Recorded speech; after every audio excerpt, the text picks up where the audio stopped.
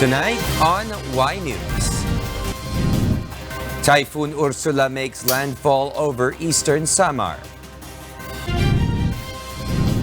Thousands of passengers stranded at several ports and bus terminals amid trip cancellation brought about by Typhoon Ursula.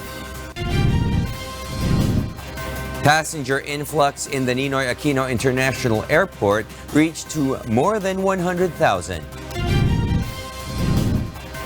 The supplier of Ray Lambanog, which killed 15 persons, may still face charges despite offer of financial help to victims. And know several tips on how to enjoy a hassle-free shopping experience amid the holiday rush. Good evening. Typhoon Ursula, with an international name, Fanpon, made landfall in Salcedo, Eastern Samar at 4:45 p.m. today, dampening areas already feeling the typhoon's strong winds and heavy rains. In a briefing past 5 p.m. on Tuesday, the Philippine Atmospheric, Geophysical and Astronomical Services Administration, or PAGASA, said Ursula is already 20 kilometers east-northeast of Guian, Eastern Samar. The typhoon slightly accelerated, now moving west at 25 kilometers per hour from the previous 20 kilometers per hour.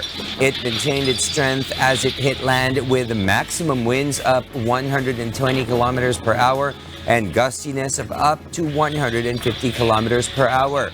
Tropical cyclone wind signals remained in place. According to PAGASA, Ursula's eye wall is now bringing violent winds to the southern part of Eastern Samar. Meanwhile, ahead of Typhoon Ursula, authorities in Eastern Visayas ensure that preparedness measures have been set in place. Resident and hazard-prone areas are evacuated. Funds as well as search and rescue police personnel are on standby. Jeneline Gakit reports why.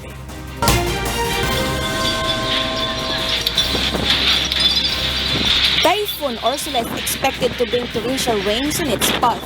That is why the Regional Disaster Risk Reduction and Management Council in Eastern Visayas has activated its operation centers, pre-positioning relief and response, informing residents, preparing evacuation centers, and holding preemptive evacuations, especially in hazard-prone areas. In a pre-disaster risk assessment today, authorities have so far recorded 0 casualty. Ginahanglan namon nga cooperate to your barangay and to your MDRRMOs and to your MDRRMCs. Labi na mga municipal mayors, pakiburibligay nala kita para 0 casualty kita. The Philippine Coast Guard in the region has cancelled all sea trips and conducted coastal patrol to advise and warn fisher folks. The Department of Social Welfare and Development has standby fund of over 1 million pesos as well as stockpiles of food and non-food items.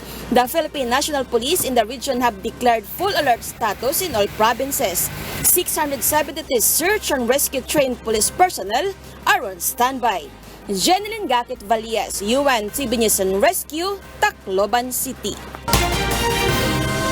Residents in Padada, Davao Del Sur, reeling from the strong earthquake that struck the town last Sunday, are now facing a new challenge as Typhoon Ursula is expected to bring floods and possible landslides in the region. Janice Inhente details why. Milagros Adlaon, an evacuee, was busy this morning fixing their makeshift tents in Padada, Davao Del Sur. Though Typhoon Ursula will not directly hit Mindanao, but Milagros just wants to make sure their temporary homes will not be damaged by the torrential rains and wind brought by the typhoon. Liguna liguna. Ang andam na sa mga pinaanan nga dili makunan sa hangin. Kaano na matanan ang mga pagkaon, kanang mga habol, banig, kanang pagkaon na mo, andam na mo, prepare na mo daan. Another evacuee, Penina Salinia, is worried about the health of her children. Mahigda lagi mi diri kung mag-ulan ang tubig, mukuan jud siya mo mudanaw diri nya nami ang amuang hapin karton lang og trapal. Yung mga batang gagmay safety lang sa kanang kuan folding bed or katre. Wala na mi kuan yung hangin-hangin, malaan di daw mo ang trapal. The local government has prepared the evacuation centers for residents that will be affected by the onslaught of the typhoon. O gi-announce na namo sa mga sa tibok barangay nga maigmat o magbantay sila sa makusog nga hangin kay kana tent ra man gud ilahang gibutang, so there na possibility nga lupad yun na. So it's either i-fix yun nila, dapat i-fix yun nila ang tent or lang i-remove, then mangita sila o good place. Authorities have distributed additional food, water, and tarpaulins for the evacuees. The local government of Padada is also appealing to residents for patience, especially those who remain in the evacuation centers. Ang atong mga ekwipo busy kayo sa atuang pag-manage na mo paghimo no sa palengke nakita man. Janice Enhente, UNTV, News and Rescue, Padada, Davao del Sur. In other news, over 100 passengers choose to remain at the Araneta City bus port amid the cancellation of bus trips going to the Visayas. The Araneta City bus port management advises its personnel to wear their uniforms when on duty. Authorities warn the public not to fall prey to budul-budul gangs. Vincent Arboleda will tell us why. All bus trips at the Araneta City bus port in Cubao, Quezon City, bound for Masbate, Mindoro, and the Visayas region have been cancelled by the bus port management. This as tropical cyclone wind signals have been raised in different areas of Visayas. The Philippine Coast Guard has also notified that all boats and roll-on, roll-off or ro-ro vessel trips at seaports in towns and provinces where tropical cyclone wind signals prevail has been suspended.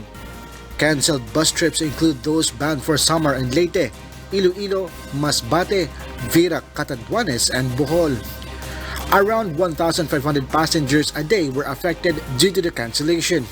As of 6 p.m. today, 116 passengers chose to stay at the Araneta City bus terminal despite the cancelled trips. To avoid being stranded and to make sure of your bus schedules, the public is advised to contact the offices of the bus companies responsible for their trips. Authorities meanwhile warn the public of the risk of getting victimized by the Budul-Budul gang. Jerry Sison, 19 years old, was supposed to take a bus to Iloilo when a man approached him. Unsuspecting, he was offered help to get a bus ticket and gave money to the man, hoping for a bus ride. But instead of returning with a bus ticket, the man left him hanging out to dry at the bus terminal. Kahapon nga sana po kung hindi po ako nabudol, nakauwi na po sana ako eh. Sison is now being assisted by authorities at the bus port. Hanggang cancel pa yung dito siya. Hindi, pag na-confirm natin sa 26 kung may biyahe na, gagawa natin para makasay. Tulad niya, nakausap naman natin si Gasky na be sure na makasakay ito. With this incident, authorities advise the traveling public to be extra cautious and vigilant and transact only with uniformed and authorized bus port personnel. Nire-require lahat ng ating mga tauhan ng mga bus company na magkaroon ng uniforme o magsuot ng uniforme at any given day at ID for easy identification at mangyari diretso sila sa ticketing booth, mag-transaction at bumili ng ticket. At huwag po sa labas. Vincent Arboleda, UNTV News and Rescue, Quezon City. Meanwhile, the Manila International Airport Authority records more number of passenger arrivals in the Ninoy Aquino International Airport this December than in the same month last year. Asher Kadapan Jr. tells us why. The Manila International Airport Authority, or MIAA, has recorded a 4% increase in the number of passengers traveling via the Ninoy Aquino International Airport, or NAIA, this month, both inbound and outbound, compared with the number recorded in December 2018. But many continue to arrive in NAIA until today. Some passengers explain the holiday's official start today, so does their vacation. Itiniming talaga namin sa yung wala na kaming trabaho. 24 ang last ng namin, trabaho hanggang 2. Despite the increase in the number of passengers, the world-class service provided by NAIA was able to impress local and foreign travelers alike. Parang mas maganda ngayon eh. Ang luwag-luwag eh. Parang sa Canada ganito rin eh. Maluwag ang Walang hassle. Paglabas mo, walang hassle.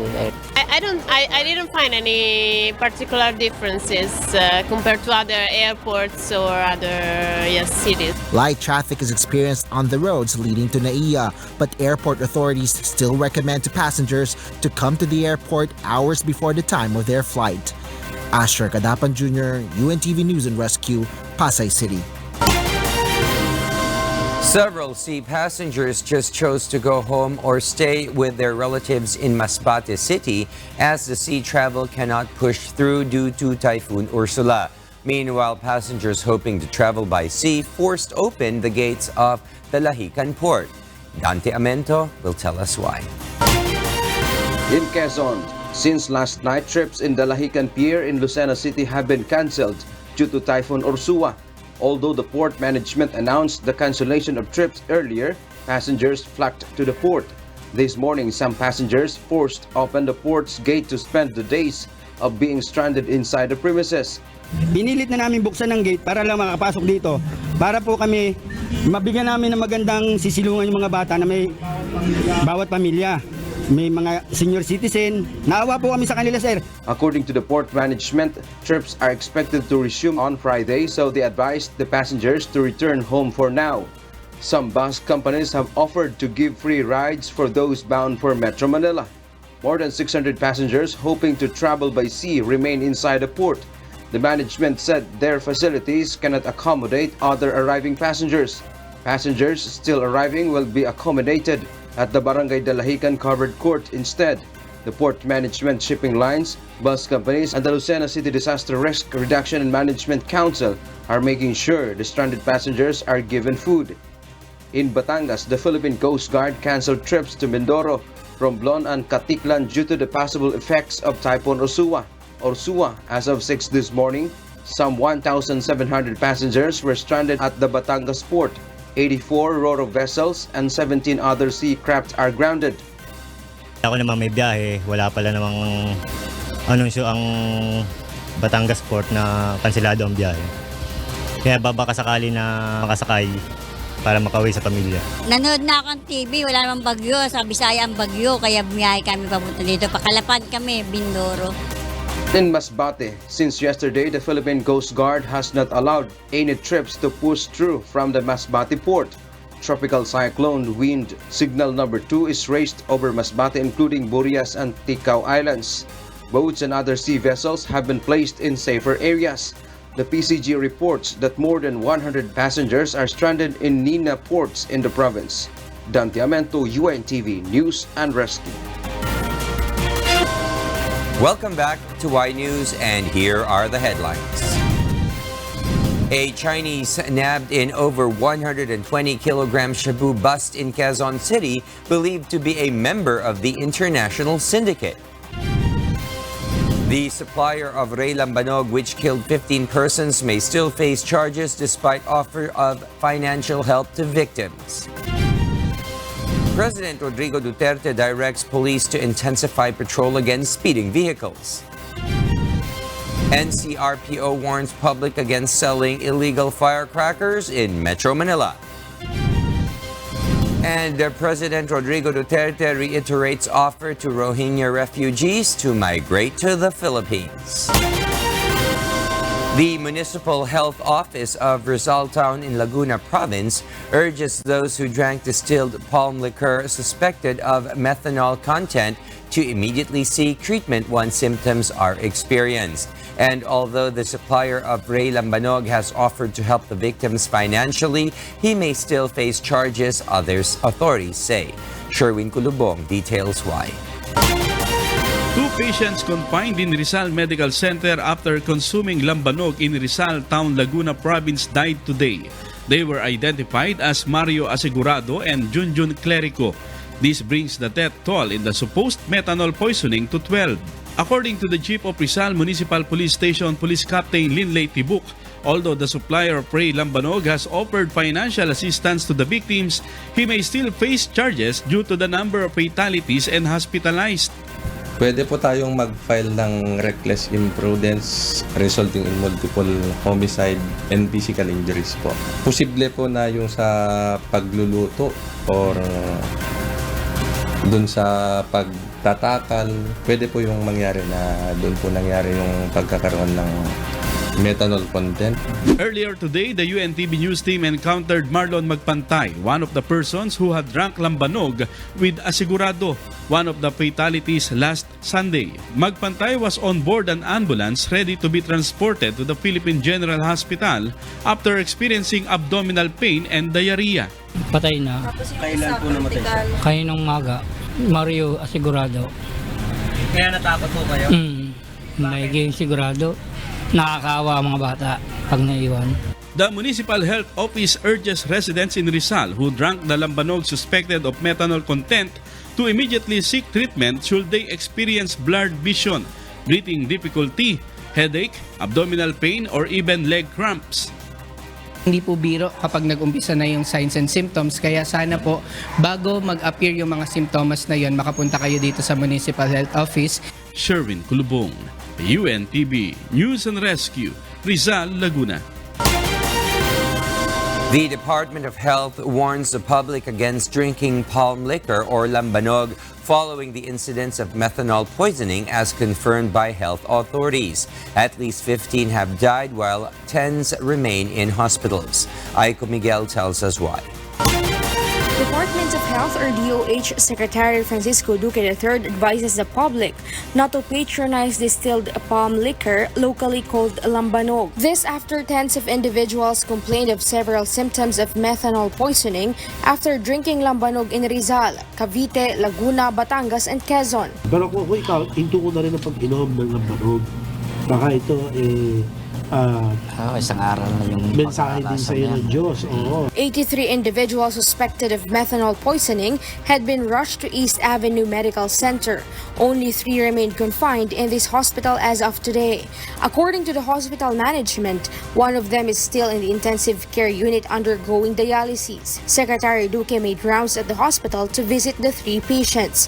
According to Medel, he did not expect that for more than 30 years of drinking palm liquor, he would be poisoned. Hindi man ako nagsusuka, yun lang pakiramdam ko yung pakiramdam lang. Mainit lang talaga ang aking bala.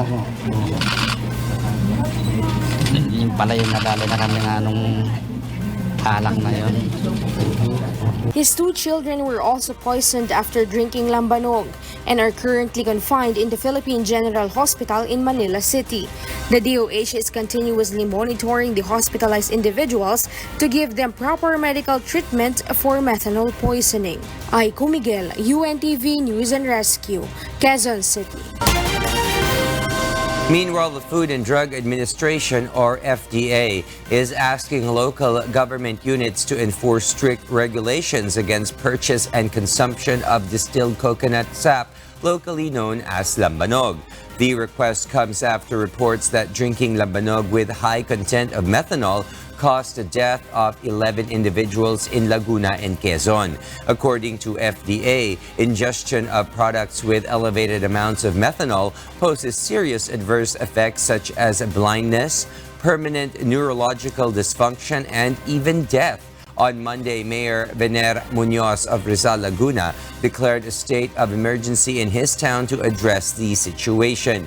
Munoz ordered all individuals who have taken the concerned brand of lambanog to subject themselves to medical consultation.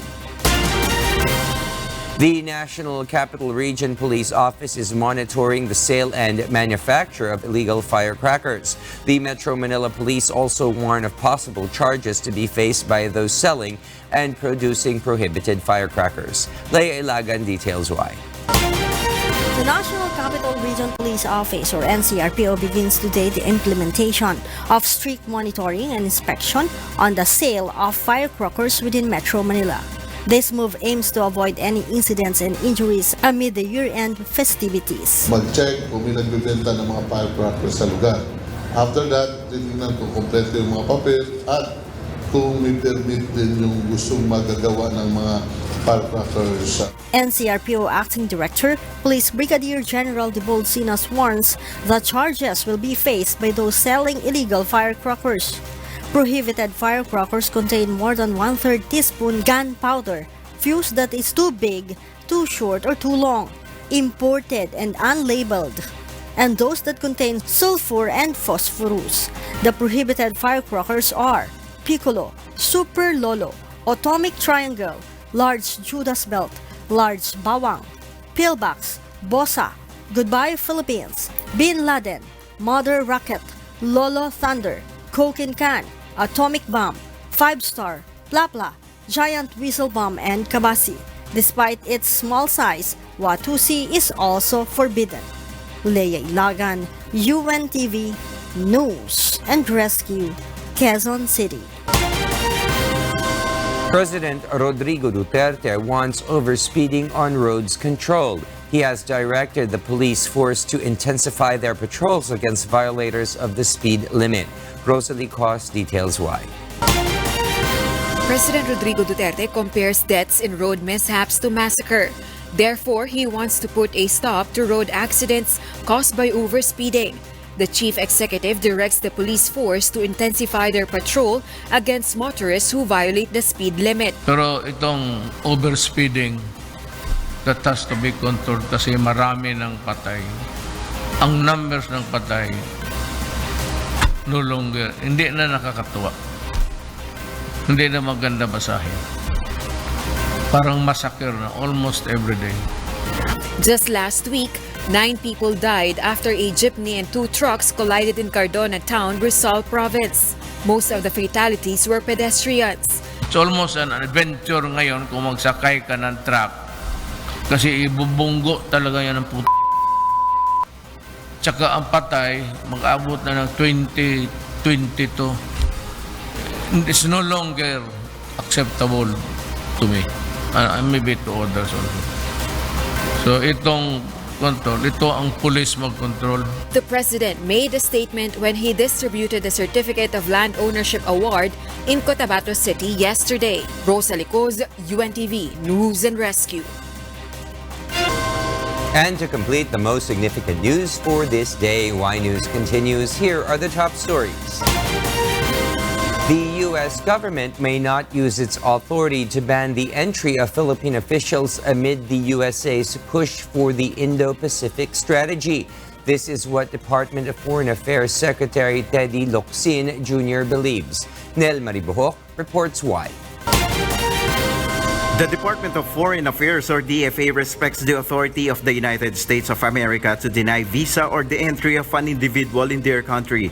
This is the reaction of DFA Secretary Teddy Locsin Jr. after U.S. President Donald Trump signed into the law the U.S. 2020 budget with the provision of authorizing the U.S. Secretary of State to stop the entry of those behind the detention of Senator Laila de Lima. In a tweet, the DFA Secretary says it is the authority of the U.S. to refuse visas on anyone, which is also done by the Philippines. It is an aspect of sovereignty, he adds. In another post, he said that despite this authority, the State and Justice Departments may not exercise that granted authority for the higher reasons of the state, like the Indo-Pacific strategy. The U.S. pushes for the Indo-Pacific strategy, especially in Asian countries, which aims for unimpeded trade flows, freedom of navigation, and respect to the rule of law. The DFA has no list of those names who are allegedly behind De Lima's detention.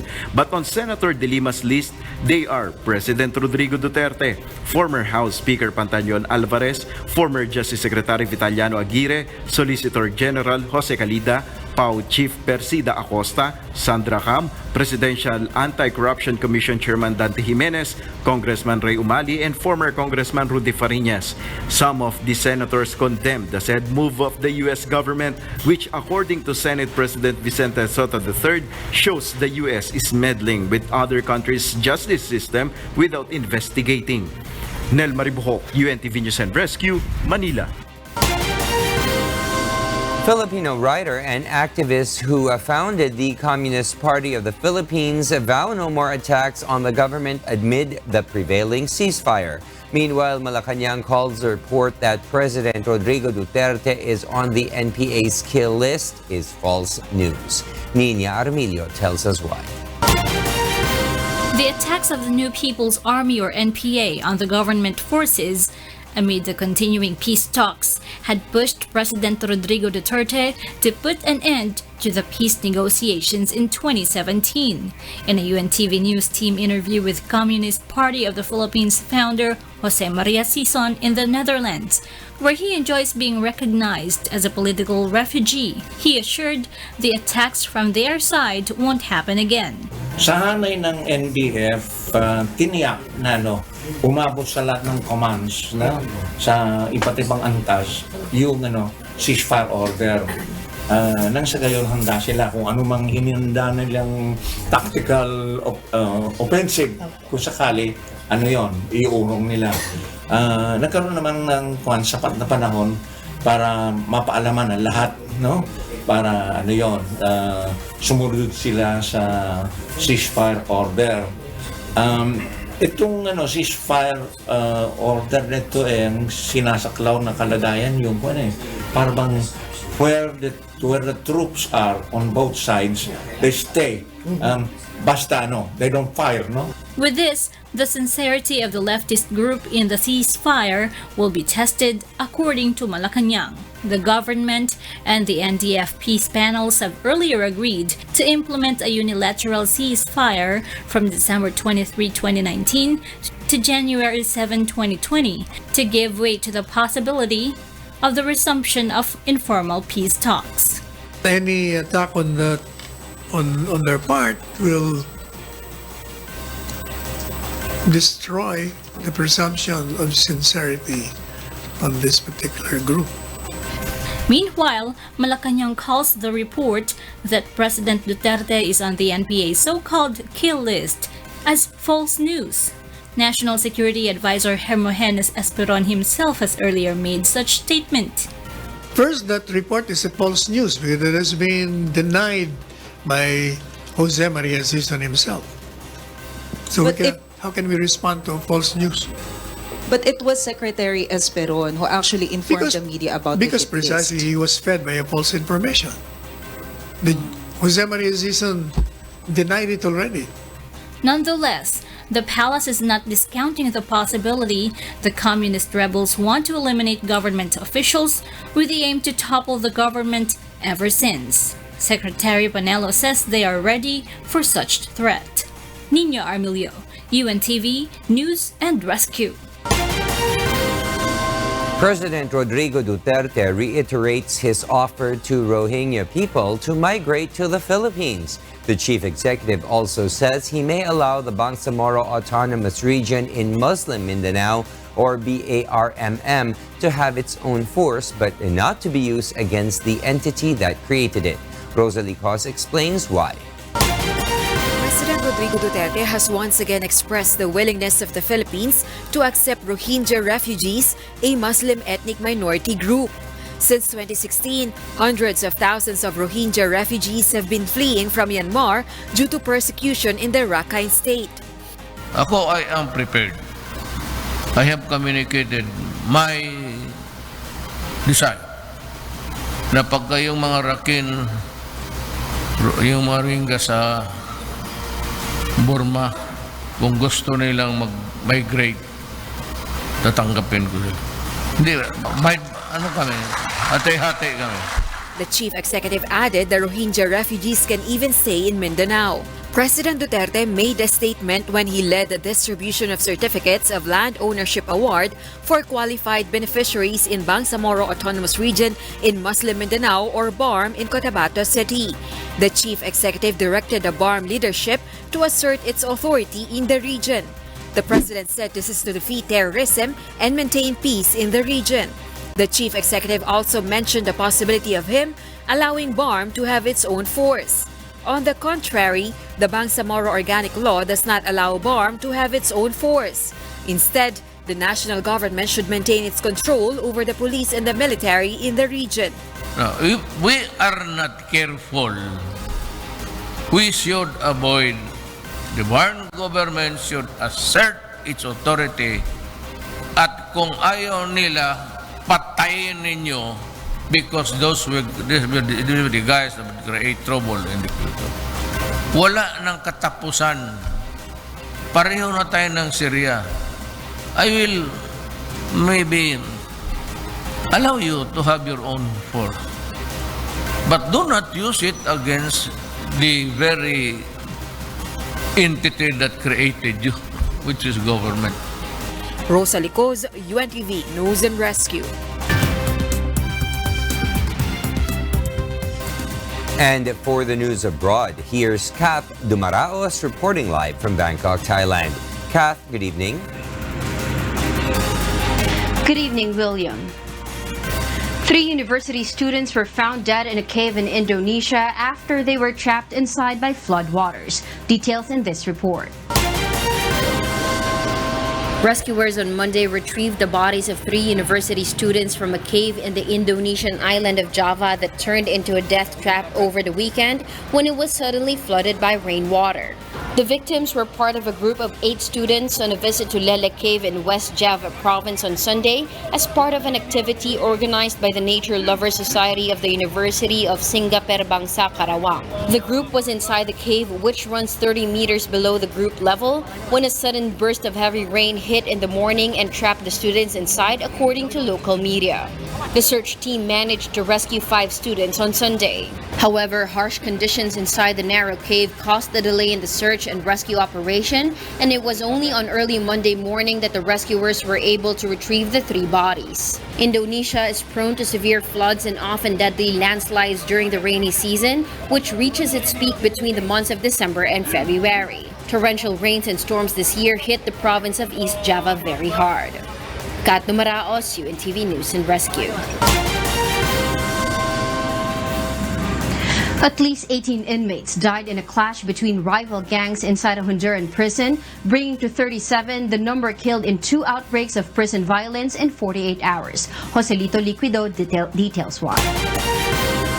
Honduras is facing a crisis in its penitentiary system after riots at 2 prisons left 37 dead, killings attributed to groups seeking to prevent government intervention in the country's prisons, a situation amid which a local organization has called for the support of the Inter-American Commission on Human Rights. The 2 incidents in which more than 10 other inmates were injured occurred at a prison in the town of El Porvenir near Tegucigalpa, where on Sunday 19 prisoners died, and at a prison in Atlantida province where on November 30th another 18 inmates were killed.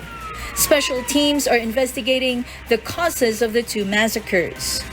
To avoid a similar situation, agents with the National Interinstitutional Security Force on Monday occupied the prison in La Ceiba.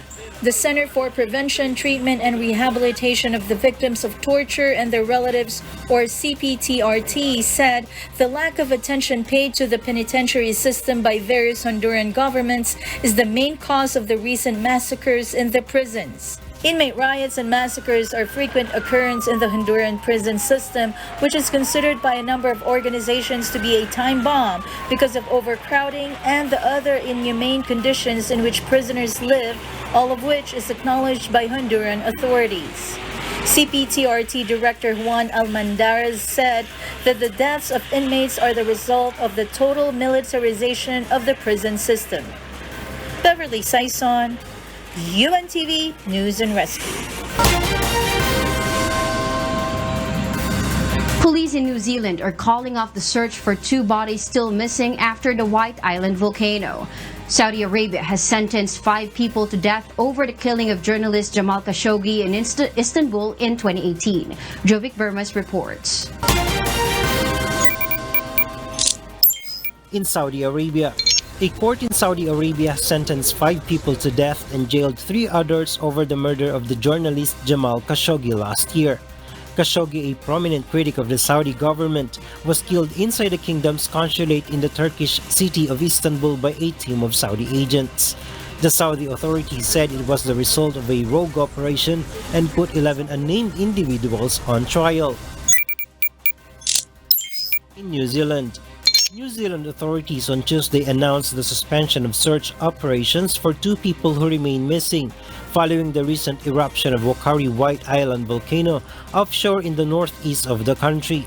The families of missing New Zealand tour guide Hayden Marshall Inman, 40, and Australian Waynona Langford, 17, have been informed.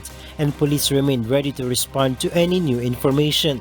Last Wednesday, police said they were scaling back the search for the pair, presumed dead and missing in the waters around the island, with operations to locate the bodies handed to local authorities. Marshall Inman and Langford have not been included in the official death toll, which rose to 17 Monday after one of the 14 people admitted to health centers, most of them in critical condition, died in Auckland's Middlemore Hospital. In South Korea, the United States on Monday flew another surveillance aircraft over the Korean peninsula amid a possible launch of another missile by North Korea. Aircraft Spots, which monitors military air movements, said on Twitter that the U.S. Air Force flew an RC-135W aircraft over the Korean peninsula at 31,000 feet. The U.S. had flown the reconnaissance aircraft over the region during the weekend to detect, identify, and geolocate activities in the North Korean military installations. The U.S. has deployed several reconnaissance planes in the Korean peninsula since late November, after the North Korean regime launched 2 projectiles into the Sea of Japan with a large rocket launcher on November 29th and carried out 2 weapons tests. The deployment of surveillance aircraft by Washington is also a response to Pyongyang's warning on December 3rd that it was up to the U.S. to choose what Christmas gift it wanted as the deadline to resume the stalled denuclearization talks drew closer. Jovic Bermas, UNTV News and Rescue. And those are the news from the other parts of the globe. Back to you, William. Thank you, Kath Dumaraos, reporting live from Bangkok, Thailand. The no return, no exchange signboard can be found in many stores in the country. But does the law allow such policy? Is it legal to prohibit a consumer to ask for a return, replacement, or refund for a faulty product? Dante Amento reports. Have you ever bought a product from a store and later found it out to be defective? And then you ask, can I return this item to the store? But you remember that store is implementing a no return, no exchange policy. Attorney Vic D. Magiba, president of Laban Consumer Group, says that based on Republic Act 7394 or the Consumers Act of the Philippines, there are 3 primary rights that consumers enjoy, the 3 R's, the right to repair, the right to replace, and the right to refund. D. Magiba says any consumer must be aware of these rights and therefore must not be afraid to fight for them, no matter how small or big the shop you bought the defective item from. Para po ma-exercise natin yung tatlong karapatan natin yan, siguraduhin kung meron tayong copy ng official receipt or may copy tayo ng warranty card ng ating binili. Government agencies like the Department of Trade and Industry can help consumers if a store refuses to accept complaints. D. Magiba adds that the no return, no exchange policy is against the law. Anyone found implementing such practice can be reported to the DTI and the Securities and Exchange Commission for the appropriate action. D. Magiba advises the public to always ask for an official receipt, as this is strong proof of purchase of the product bought in case it is faulty. Always ask for an official receipt. Dahil hindi lang ang DTI nag-require yan, required ng pamahalaan through the Bureau of Internal Revenue. Kasi ini-import doon eh. Yung iba voluntary nag-i-issue. Pero kung hindi nag-i-issue, that's consumer should demand. Store owners who will not entertain consumers' complaints may face fine up to 200,000 pesos according to law. Their business permit and registration may also be cancelled. Dante Amento, UNTV, News and Rescue. It's already the holiday season, and yet many of our kababayan seem to be rushing to malls for last-minute shopping, which could sometimes be stressful. But it is best to have a shopping list handy while maintaining your time buying what you need and not just what you want. Joanne Nano reports why. Many Filipinos at this time are still rushing to malls and shopping centers, though it's considered last minute. Because of the influx of shoppers and intense traffic, many find this situation stressful. How can we enjoy our shopping experience during the holiday season to avoid stress? Here are some tips for a hassle-free shopping experience. Tip number 1. Plan your schedule. Consider the time of the day that you will go shopping. Better to leave home early to avoid the influx of people that results in heavy traffic. It is also ideal to limit our time used for shopping to manage your schedule for the rest of the day well. The Metropolitan Manila Development Authority or MMDA encourages private car owners to carpool when going to the mall. The MMDA also suggests it's more convenient to shop in a mall near your home. Diyan po talaga yung bulto. Yan yung peak ng traffic, because yan yung talagang Christmas rush na tinatawag. Lahat nag-aapuran na mamili, yung mga hindi pa nakakapamili, and then magdadagsaan. Yung mga naman, unang-una yung galing sa ibang bansa, yung ibang galing sa probinsya na dito magpapasko, they will take advantage of this opportunity na mamasyal. Tip number 2. Before going shopping, make a list of things to buy. Include the brand and other classifications needed to avoid ending up returning the item. It is also a good practice to allot just the right amount of budget to buy the things needed instead of finding yourself in a shopping spree. Just like what Kuya Daniel Razon recommends, get what you need and not what you want. Daming regaluhan, daming bibili na ganito, daming prepare. So, mas maganda na nagtitipid din tayo, iisip din tayo ng paggastos ng tao. Isipin din natin kung ano yung para sa araw ng kinabukasan. Huwag natin basta ngayong araw na ito, ubusin na natin lahat o kaya wala na tayong pakialam. Sige, larga lang ng larga. Kaya nga sinabi ko sa inyo kasabihan, ubus-ubus biyaya pagkatapos nakatungan. For more informative blogs of Kuya Daniel Razon, subscribe, like, and comment on KDR TV YouTube channel. Joanna, UNTV News and Rescue. And those are the reasons behind the news this December 24, 2019. I am William Theo, and before we close, we will recap with today's significant sound bites. Because we need to know, we will always ask why. Good evening. Patay na. Kaninong maga, Mario asigurado. Maiging sigurado. Nakakaawa mga bata pag naiwan.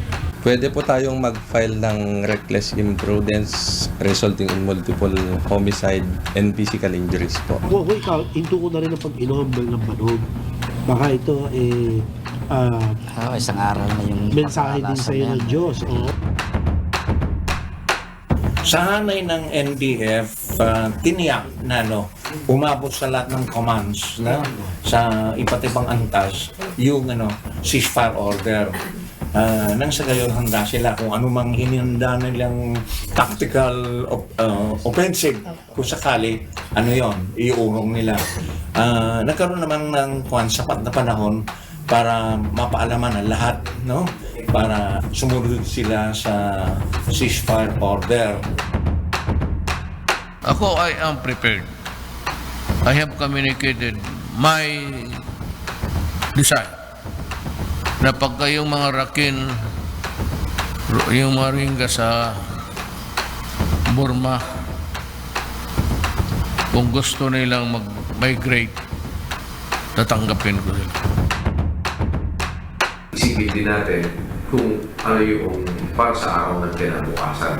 Huwag natin basta ngayong araw na ito, ubusin na natin lahat o kaya wala na tayong pakialam. Sige, larga lang ng larga. Kaya nga sinabi ko sa inyo kasabihan, ubus-ubus biyaya pagkatapos nakatungan.